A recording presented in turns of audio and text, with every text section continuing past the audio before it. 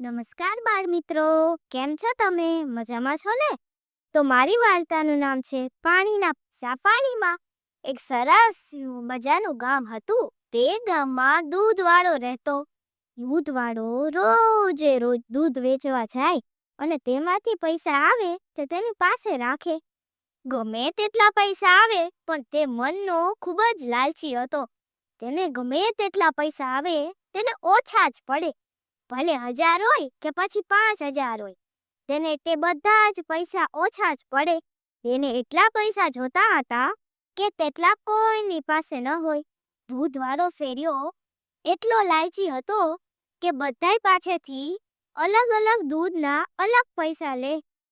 એક દિવસ દૂધવાળા ફેરિયાને બુરો વિચાર આવે છે કે હું આજે દૂધ વેચું છું, એમાં હું પાણી નાખીને વેચું તો તેના મને ડબલ પૈસા મળે. એટલે તે બીજા દિવસે એવું જ કરે છે. નદી કિનારે જાય છે અને તે દૂધમાં પાણી મિલાવી દે છે. કોઈને ખબર ન હતી કે આ દૂધ આજે આવું છે. આખા ગામના માણસો લે છે. એમને તે દૂધ બહુ જ ગમે છે. પછી તો તેને ડબલ પૈસા મળે છે.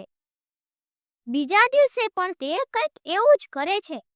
દૂધમાં પાણી મિલાવી દે છે અને તે બધું દૂધ ગામમાં વેચે છે. ગામવાળાને કોઈ ખબર ન હતી કે આ દૂધ કેવી રીતે બને છે અને શું નાખેલી છે આમાં. તેને હરરોજ ડબલ પૈસા મળતા. હવે તો તે ખુશ થવા લાગ્યો. વાહ, હવે હું થોડા જ દિવસોમાં કરોડપતિ બની ગઈશ. એટલે તેવું વિચારતા વિચારતા તે રોજ એવું કરે. એક દિવસ બે જ્યારે દૂધમાં પાણી નાખતો હતો, તેને ખૂબ જ તરસ લાગે છે. એટલે તે જ્યારે વાંકો વળે છે પાણી પીવા માટે, તેના ખીચામાં જે પૈસા હતા તે પાણીમાં વહી જાય છે.